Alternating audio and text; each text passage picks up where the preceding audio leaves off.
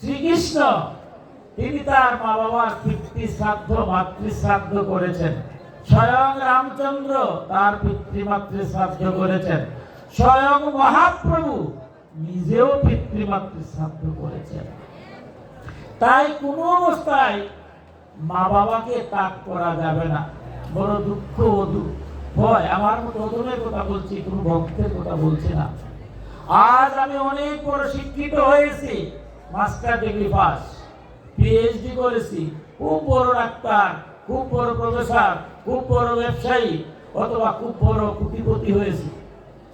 আমার পরিবারে আমার স্ত্রীর জায়গা হয়, আমার পরিবারে আমার সন্তানের জায়গা হয় না দুইটা মানুষ যারা জন্মদিন না দিলেই জগৎ দেখতে পারতাম না। সেই দুইটা মানুষকে চলে বলে কলে কৌশলে দূরে সরিয়ে আজ আমি আনন্দ করছি। একবার ভাবছি না আমি যখন বৃদ্ধ হব তখন আমার ছেলে আমার সাথে কি ব্যবহার করবে। আমার সহধর্মিনী আমার মায়ের সাথে বাবার সাথে যে আচরণ করছেন, আমার ছেলের বউ এর সাথে সেই আচরণটাই করবে না, করবে না। আমি আমার মা বাবার সাথে যা করছি, বৃদ্ধ হলে আমার ছেলে এসে তো আমার সাথে সেই ব্যবহারই করবে। কিন্তু এইটা ত্যাগ করে আসুন আনন্দ যেন কিরকম হয়ে গেছে, আমরা কিরকম যেন হয়ে গেছি। সবার কিছু হয়, মা বাবার পূজা সেবা হয় না। লোকনাথ ব্রহ্মচারী একটা কথা বলে আমি পরে স্টেপে চলে যাব। লোকনাথ ব্রহ্মচারী একটা সুন্দর উদাহরণ দিয়েছেন যে যজ্ঞ যখন হয় বা আহুতি যখন হয় তখন দেখবেন পুরোহিতরা সবার শেষে আগুনের মধ্যে ঘি ঢালে। আগুনের মধ্যে ঘি ঢাললে কি হয়, আগুনটা আরো ধাউ ধাউ করে জ্বলে, তাই না? তখন পূর্ণাহুতির কলা অথবা নারকেল দেন। লোকনাথ ব্রহ্মচারী বলছেন আগুন নিভে গেছে, ছাই আছে, এবার ছাইয়ের মাঝে যদি মূল্যবান বস্তু ঘি টিনের পর টিন ঢালেন তাহলে কি পূর্ণাহুতি দেওয়া যাবে? আগুন তো নাই, ছাইয়ের মাঝে ঘি ঢাললে যেভাবে পূর্ণাহুতি দেওয়া যায় না, মা বাবার সেবা না করে যদি গোবিন্দের পূজা করা হয়, গোবিন্দ সেই পূজা গ্রহণ করেন না। ছাইয়ের মধ্যে ভস্য ঢালার মতো হয়।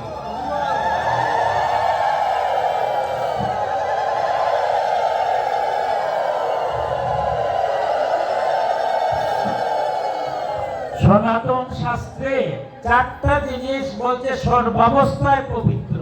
চারটা জিনিস, এটা অপবিত্র হয় না। তুলসী পত্র, যেখান থেকে তুলসী পত্র আনেন, চন্দন লাগানি মাত্রই শুদ্ধ, কোন প্রশ্ন করা যাবে না তুলসী পত্র কোন জায়গা থেকে এসেছে, তুলসী গাছ কোন জায়গায় ছিল, এটা প্রশ্ন করা যাবে না। এটা সনাতন শাস্ত্রের বিধান।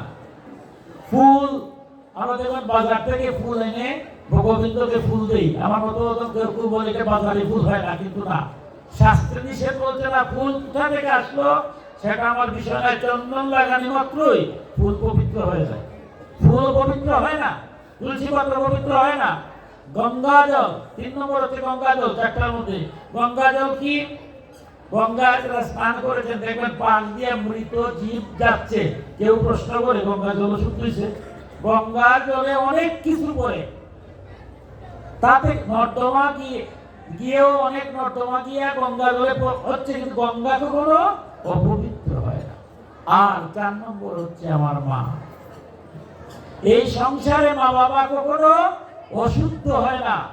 আমি বৃদ্ধ হলে আমার মা প্রস্রাব করছে পায়খানায়, করছে বিছনায়, আমি ঠাকুর ঘরে যাব, বারবার মা বাবার ওগুলো পরিষ্কার করবো আর বারবার স্নান করবো, শাস্ত্রীটা বলে নাই। কারণ আমি সন্তান হিসাবে আমার মা বাবা গঙ্গা জলের মতো, তার বিছানা যদি আমার পরিষ্কার করে বারবার স্নান করার কোনো বিধান সনাতন শাস্ত্রে নাই।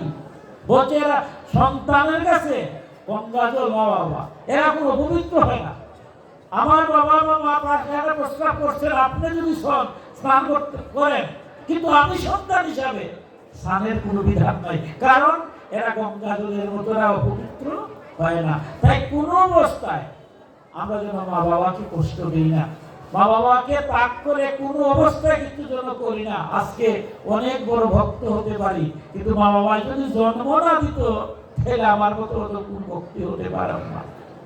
সুতরাং যেভাবেই হোক আমরা কোনো অবস্থাতেই মা বাবাকে যেন ত্যাগ করি না, মা বাবাকে যেন কোনো কষ্ট দেই না। মা বাবাকে খুশি করলে গোবিন্দ খুশি হন।